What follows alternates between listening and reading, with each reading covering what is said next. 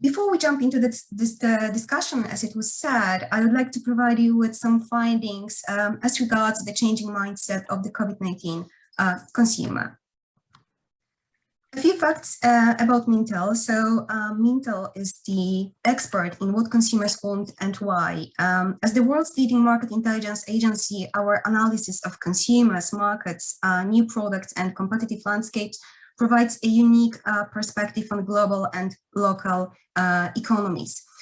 This is a perspective that enables our clients to make better business decisions faster, which is a very, important factor right now.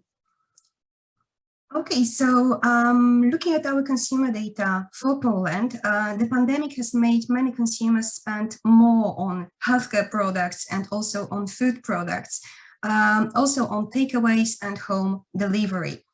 However, some categories have experienced a significant decrease in spending, and these included, for example, dining out, holidays, and alcoholic drinks, but for drinking out of home. Polish consumers have also been cutting back on non-essential spending, and here the agreement rate reaches 45%. 42% claim they are trying to limit the time they spend in store. 38% are trying to avoid using cash, and 35% are shopping more online. Shopping more from local businesses and stocking up on groceries are both common practices as well. The changes in consumer needs and wants are something very natural, since experiencing anxiety and uncertainty makes people switch to a so-called survival mode. So health, as a result, has become a very strong platform when it comes to being both a strong purchase driver and a strong USP. So food and drink brands are increasingly innovating in the functional space, and three good examples include Starbucks coffee with vitamins, added vitamins, so it's a quite unusual pairing in this category. And this launch is enriched with vitamin B1, B3, B5, B12, and biotin. Another example is Actimel Dairy Free, which is a plant-based iteration of the regular Actimel, and this one is based on almonds and oats. It is enriched with vitamin D and B6. It also features the same immune support claim that the regular variety does. The last one is organic black garlic from Poland. It's fermented for a long time and works as a natural antibiotic. But beyond health, there's also room for comfort and indulgence. So balance is key for consumers. Healthier choices enhance protection, while more indulgent ones help manage stress and anxiety. In Germany, Poland, and Spain, almost a third of consumers say that they reach for snacks to relax, de-stress. And 43% of consumers in France and 34% of consumers in the UK eat comforting foods to relieve stress. An interesting example of an indulgent snack is the Tasty Go On Indulge snack bar range that can be seen as a better for you choice, since a single bar has less than 100 calories. And of course, the indulgence factor was kind of incorporated in the brand name itself.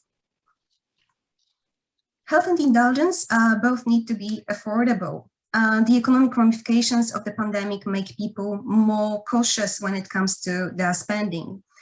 Significant numbers of consumers, European consumers, claim that they are planning their meals more carefully. They also buy larger quantities of a single product when it's on sale. They also choose ingredients that can be used in a variety of meals, and commonly choose private label products that deliver good value for money. However, some room for premium opportunities do still exist. So such products can target at-home consumers that wish to elevate me time. For example, Häagen-Dazs in the UK collaborated with Secret Cinema to bring ice cream and cinema lovers Secret Sofa. This was a weekly film series featuring thematic pairings of Häagen-Dazs ice cream. Another interesting attempt came from Magnum Ice Cream. So they partnered with Deliveroo and promoted this new delivery service, by offering free Magnum DIY kits. So consumers could be more creative at home with the ice cream tweet. So there's definitely potential to reach consumers with some premium products, to provide an extra layer of consumer information. In Poland, for example, almost a third of consumers aspire to treat themselves more often this year. Another important driver is convenience, but this has been redefined, slightly redefined. Pre-COVID-19, it was all about being easy to purchase, easy to prepare, and easy to use. Since the start of the pandemic, easy to make has become easy to make from scratch, since many consumers have been preparing meals at home.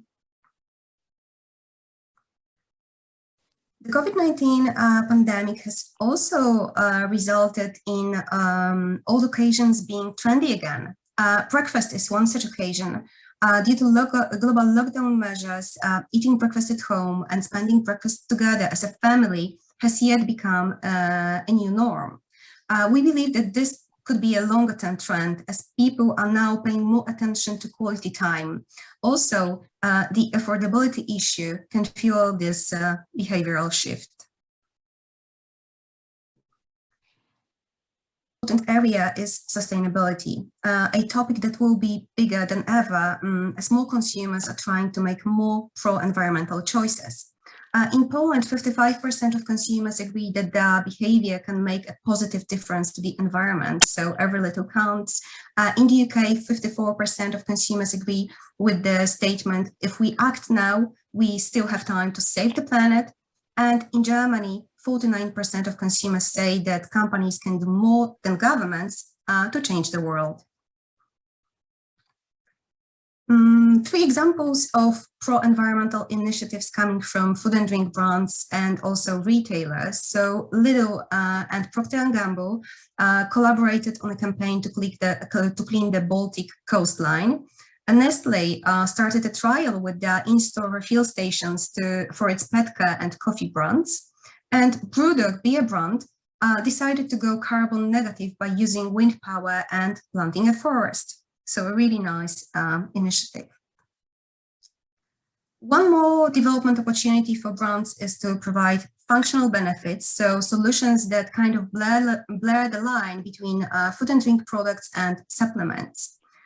Based on our global new products database, in the 10-year period ending October 2021, the top functional claims on new food and drink launches in Europe included energy, immune support, brain and nervous system, weight and muscle gain, and bone health claims.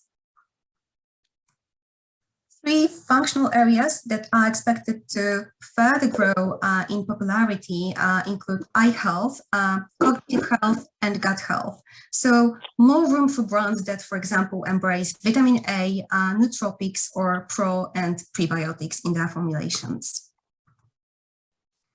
As mentioned earlier, managing stress is another strong area. For example, as many as 67% of Poles say that their day-to-day life is somewhat stressful, and 18% claim it's very stressful. So people really need a helping hand in this regard. The next step for functionality can be personalization. So more brands are expected to offer tailor-made solutions that are, for example, based on DNA tests or detailed questionnaires.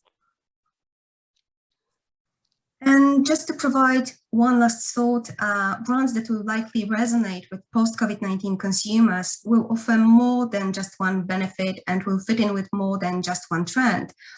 So vegan claims can be coupled with health and sustainable needs. Local can be coupled with sustainability and safety, and no waste can be coupled with sustainability and value needs. So lots of room for creativity, and this will also help to reach a broader audience of consumers. And now a quick summary. So what is and what will be important for pandemic and post-pandemic consumers? Of course, it's safety and health, but these two should be accompanied by sustainability efforts, as successful brands will be healthy for both the consumer and the planet. Thank you so much.